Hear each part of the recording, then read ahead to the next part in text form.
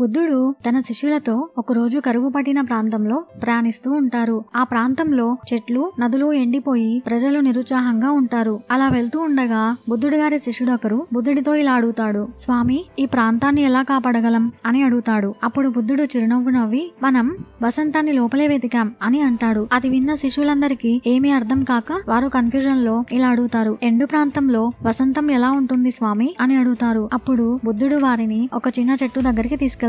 అది ఎండిపోయినట్లు కనిపిస్తుంది. బుద్ధుడు మట్టిని తవ్వి చూపిస్తాడు. దాని లోపల ఒక చిన్న నీటి ఊట ఉంటుంది. ఈ చిన్న నీటి ఊటతోనే మనం వసంతాన్ని మళ్ళీ తీసుకురాగలం. మనం దీని చుట్టూ చెట్లు నాటి నీటిని జాగ్రత్తగా వాడాలి. కొద్ది కొద్దిగా కొత్త వసంతం మళ్ళీ పుడుతుంది అని చెప్తాడు. శిష్యులు బుద్ధుడి మాటలు అర్థం చేసుకుంటారు. వారు ప్రజలను కలుసుకొని చెట్లు నాటడం మరియు నీటిని సంరక్షించడం నేర్పిస్తారు. సంవత్సరాలు గడిచే కొద్దీ చిన్న నీటి ఊట ఒక చిన్న వాగుగా మారుతుంది. చెట్లు పెరుగుతాయి, పండ్లను ఇస్తాయి. ప్రజలందరూ సంతోషంగా ఉంటారు. ఎండిన ప్రాంతంలో మళ్ళీ కొత్త వసంతం వికసిస్తుంది. కష్టాల్లో కూడా ఆశ వదులుకోకూడదు. చిన్న మంచి పనులతో మనం మళ్ళీ వసంతాన్ని తీసుకురాగలం. పట్టుదల ఉంటే ఏదైనా సాధించవచ్చు అని బుద్ధుడు బోధిస్తాడు. ఎడారిలో ప్రయాణం.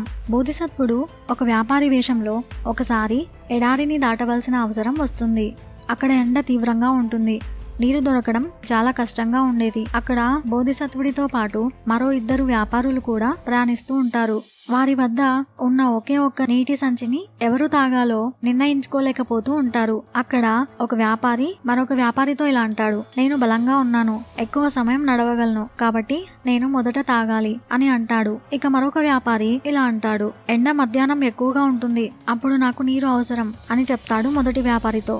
అప్పుడు అక్కడే ఉన్న బుద్ధుడు వారి దగ్గరికి వచ్చి ఇలా అంటాడు, ఎందుకు గొడవ పడుతున్నారు? మనం కలిసి ఉంటే బాగుంటుంది. ఎడారిలో ప్రమాదాలు ఎక్కువ. ఒకరికొకరు సహాయం చేసుకుందాం. నీటిని కొద్ది కొద్దిగా పంచుకుందాం. అలా ఎక్కువ దూరం వెళ్ళగలం అని చెప్తాడు. వారు బోధిసత్వుడి మాటలు విని సరే అని చెప్పి కలిసి నడుస్తూ నీటిని జాగ్రత్తగా పంచుకుంటారు. మధ్యాహ్నం ఎండ నుండి తప్పించుకోవడానికి చెట్లు కింద విశ్రాంతి తీసుకుంటారు. రాత్రి సమయంలో జంతువుల నుండి రక్షణ కోసం మంట వేసుకుంటారు. అలా కొన్ని రోజుల తర్వాత వారు ఎడారిని దాటి ఓయాసిస్ దగ్గరికి చేరుకుంటారు. ఓయాసిస్ అంటే ఎడారిలో నీరు మరియు మొక్కలు ఉండే ప్రదేశం. వారు అక్కడికి చేరుకుంటారు. అక్కడ చల్లని నీరు, పండ్లు ఉంటాయి. వారు బోధిసత్వుడికి కృతజ్ఞతలు చెప్తారు. కష్టాల్లో కలిసి ఉండటం బలం. స్వార్థం మనల్ని ముందుకు నడిపించదు. బుద్ధి సహకారంతోనే విజయం సాధించగలం అనే నీతిని బుద్ధుడు బోధిస్తాడు. అందరూ హ్యాపీగా ఉండాలని కోరుకుంటూ హ్యావ్ ఎ నైస్ డే. ఇలాంటి మరిన్ని కథల కోసం ఛానల్ ని సబ్స్క్రైబ్ చేసేసుకోండి. అలాగే వచ్చిన లైక్ ఇచ్చేయండి. Thank you friends.